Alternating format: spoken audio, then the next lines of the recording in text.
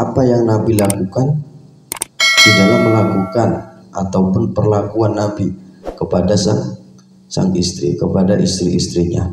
Jadi banyak di sini kesunahan daripada baginda Nabi Muhammad SAW, bagaimana beliau memperlakukan istri-istri beliau. Jadi banyak kesunahan di dalam rumah tangga, banyak kesunahan di dalam rumah tangga yang banyak daripada umatnya Nabi Muhammad SAW tidak tahu dan belum mengerti. Ya mungkin banyak yang sudah tidak tahu, mungkin banyak yang tidak tahu, dan mungkin juga banyak yang tahu. Karena apa? Sering saya sampaikan bahwasanya sunnah, ya, daripada sunnah itu adalah apa? Di mana kita tahu kalau itu sunnah dan kita jalankan, maka kita akan mendapat pahala. Tapi kalau kita tidak tahu itu sunnah, kita melakukan tapi kita tidak tahu kalau itu sunnah, maka kita tidak akan dapat pahalanya sunnah, ya. Jadi sini apa tadi diterangkan dari Sahih Bukhari, banyak sekali kesunahan daripada Rasulullah SAW melakukan apa istri-istrinya. Salah satunya apa? Daripada sunnah Rasulullah SAW diceritakan dari Sayyidah Aisyah bahwasanya Rasulullah sering memakai selimut berdua. Nah, berarti apa? Rasulullah satu selimut dengan istrinya, itu sunnah. Jadi barang siapa yang satu selimut dengan istrinya, maka itu mendapat kesunahan daripada Nabi Muhammad SAW. Makanya para istri, para suami juga harus tahu. Sampai enggak gitu. Oh, ini enggak kadang apa? Sang suami tidur belah kanan, anaknya di tengah, lalu istrinya di sebelah sini. Oh, itu nggak dapat kesunahan Rasulullah itu.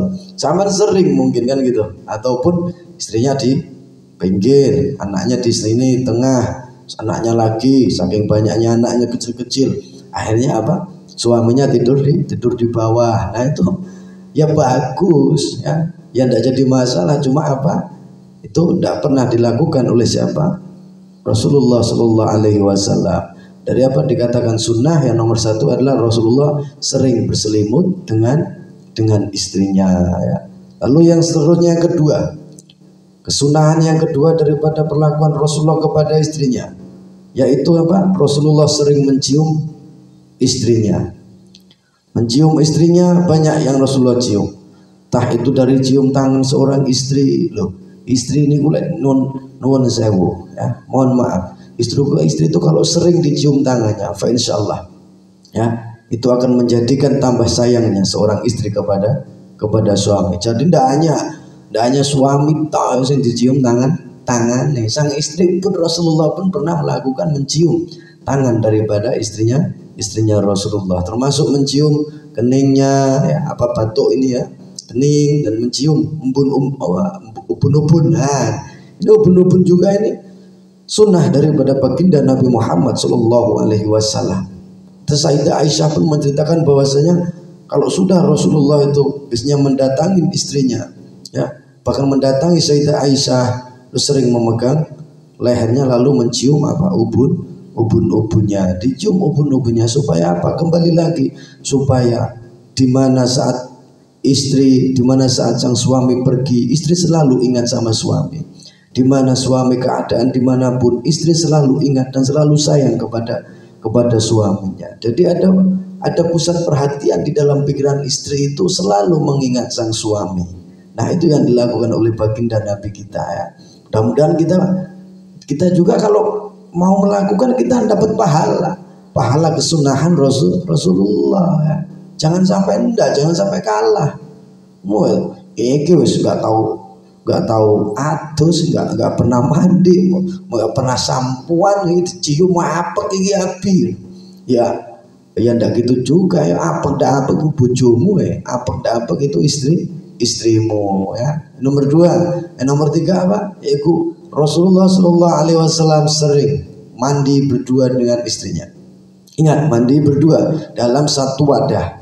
Di sini juga diceritakan dari Sayyidah Aisyah, banyak dari hadis Bukhari. Udah berapa hadis kemarin yang kita baca, bahwasanya apa? Satu tempat dengan Rasulullah SAW. Bahkan diceritakan satu hadis sampai Sayyidah Aisyah apa? Pergilah ya Rasulullah. Tapi Rasulullah apa? Masih tetap berada satu bak dengan Rasulullah. Nah ini ya, berarti apa? Mandi bareng dengan seorang istri itu adalah sunnah Nabi. Tapi kadang orang tidak tahu, mandi untuk wong loro. Ini yang ngebuka kamar mandi ya, kamar mandi ini sempit, mandi wong loro. Makanya kalau buat kamar mandi itu sempit-sempit banget ya. Nah, kalau buat kamar mandi apa yang agak lebar ya, biar bisa masukin bak, beli bak juga yang agak lebar, biar bisa buat apa? Bisa buat berdua, apa, suami istri. Sunnah ya. Itu sunnah yang ketiga. Itu banyak kalau kesunahan sebenarnya, banyak di hadis, nanti di belakang juga hadis ini masih banyak kesunahan yang lain. Makan dan minum, bahkan makan dan minum baginda Nabi Muhammad SAW sering bersama dengan para istrinya. Nah ini jadi ndak sekarang suaminya makan, nanti 1 jam istrinya, atau sekarang istrinya makan, nanti 1 jam baru suaminya, sampai baru apa? Setelah menikah sampai punya anak 5, tidak pernah namanya makan bersama. Nah itu tidak ada, kita tidak dapat kesunahan, kita nggak akan dapat pahala daripada keuntungan pahala dalam rumah tangga kita. Jadi itu berpengaruh, ya, sangat pengaruh sekali. Adanya bisa ada tidak kenyamanan nanti di dalam keluarga, bisa. Makanya bahkan diterangkan Rasulullah pernah minum. Jadi Sayyidah Aisyah minum dengan air, dengan wadah. Bahkan ditaruh setelah selesai oleh Sayyidah Aisyah. Setelah itu apa? Dipegang baginda Nabi, di mana diminum oleh Nabi. Dengan apa? Nabi mencari di mana bekas cucupan Sayyidah Aisyah, di mana bekas bibir cucupan Sayyidah Aisyah, di situ dipaskan di dalam cucupannya Rasulullah Shallallahu Alaihi Wasallam. Masya Allah, bayangkan nikmatnya keluarga Nabi, nikmatnya Rasulullah dengan para istri-istrinya. Itu pun dilakukan dengan bergantian, tidak hanya dengan Sayyidah Aisyah, tidak hanya dengan Sayyidah Khadijah, semua diperlakukan dengan sama oleh baginda Nabi. Masya Allah ya. Apa yang selanjutnya nomor 5, yaitu menyisir rambut suami. Nah ini istri ini sering-sering ini yang perempuan ya, yang cewek-cewek ini nanti kalau udah nikah, suami mau kerja apa udah siap-siap, sisirin tuh kalau di dapur udah selesai, sisir dulu rambut sang suami. Bagaimana biar tambah keren, biar tambah ganteng gitu ya. Bahkan dikatakan Sayyidah Aisyah sering mendatangi Rasulullah SAW lalu membawa sisir dan menyisir daripada rambut baginda Nabi. Itu sunnah. Siapa yang tahu dan siapa yang mengerjakan maka akan mendapat pahala kesunahan. Ya, lalu apa yang nomor 6, membelai istri. Bagi sang suami disunnahkan juga untuk membelai istrinya. Bagaimana membelai? You understand membelai? Membelai itu dilus-lus ya, dilus rambutnya dibelai-belai ya. Nah itu sambil disayang-sayang, sambil dicium keningnya gitu ya.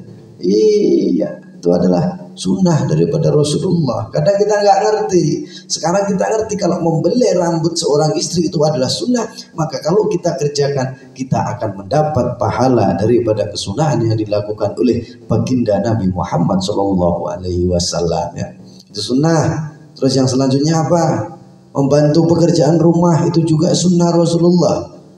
Jangan salah, Rasulullah Shallallahu Alaihi Wasallam dalam keadaan zamannya Rasulullah apa? Di medan perang beliau bahkan mengurusi umat begitu banyak, para sahabatnya begitu juga tapi tidak lupa apa? Rasulullah Shallallahu Alaihi Wasallam sering membantu pekerjaan rumah tangga. Banyak dilakukan. Menceritakan dari Sayyidah Aisyah, Rasulullah pernah dondomi, menutupi yang baju yang sobek-sobek atau yang suweh yang itu dijahit sendiri sama Rasulullah itu ya, dijahit sendiri. Bahkan setelah ada satu sahabat bertanya apa yang dilakukan Rasulullah SAW di rumah ya Sayyidah Aisyah, maka Sayyidah Aisyah menjawab, Rasulullah SAW sering membantu pekerjaan daripada rumah tangga. Masya Allah, sungguh mulia akhlak Nabi kita. Sungguh mulia, sungguh luhur akhlak Nabi Muhammad Sallallahu Alaihi Wasallam, masih mau membantu daripada pekerjaan seorang istri. Terus apa sini?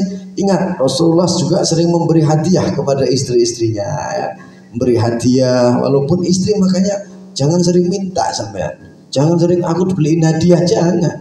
Nanti insya Allah jika sang suami ada duit ya, suami sampean banyak duit, dan ingin memberi kejutan kepada sampean. Sekarang sudah tahu kalau memberi kejutan seorang istri, memberikan hadiah seorang istri itu adalah daripada pekerjaan atau kesunahan yang dilakukan oleh Rasulullah Shallallahu Alaihi Wasallam. Itu udah dapat pahala kita. Kasih hadiah seorang istri dapat pahala, masya Allah, nikmat bukan? Ya itulah akhlaknya Nabi kita. Terus apa? Ya ini sering mengajak jalan-jalan. Bahkan diceritakan ya, banyak diceritakan di sini di Sahih Bukhari bahwasanya Rasulullah pernah mengadakan undian. Daripada istri-istrinya Rasulullah membuat undian. Namanya ditulis, nanti diundi siapa yang keluar, maka mereka yang akan diajak jalan-jalan duluan. Nanti gantian, tapi yang lebih dahulu keluar maka mereka akan diajak jalan. Ini daripada sunnah baginda kita Nabi Muhammad Sallallahu Alaihi Wasallam. Jangan salah, kalau Rasulullah nggak pernah jalan-jalan, walaupun hanya safari, walaupun hanya keluar kemana, nanti kembali lagi dengan sang istri, maka ini pekerjaan yang dilakukan Rasulullah kepada para istri-istrinya. Terus ada juga yang selanjutnya, Rasulullah sering memanggil istrinya dengan nama yang bagus. Nah, dengan mesra ya. Rasulullah memanggil nama istrinya dengan mesra. Umairah ataupun apa, wahai istriku yang cantik, wahai istriku yang manis. Sekarang enggak. Ada manggil istrinya apa? De, yu, bode, piye, makmu. Nah itu enggak ada. Rasulullah manggil seperti itu enggak ada. Maka Rasulullah manggil istrinya dengan kata-kata yang mesra ya, dengan penuh kasih sayang, penuh cinta. Jangan salah sampai ada mesra nggak apa-apa. Gimana mama, gimana ibu. Nah itu yang penting mesra, kelihatan aja mesra, penting nggak lebay. Yang penting mesra. Beda ya, lebay dengan mesra itu beda ya. Makanya itu salah contoh daripada kesunahan baginda Nabi Muhammad SAW yang dilakukan oleh para istrinya. Masih banyak di belakangnya, masih banyak. Insya Allah kapan kita sambung lagi nanti dengan apa? Dengan kesunahan yang lain yang dikerjakan oleh Rasulullah untuk para istrinya. Ya, mudah-mudahan kita dapat meniru kesunahan daripada baginda Nabi. Ya, amin Allahumma amin.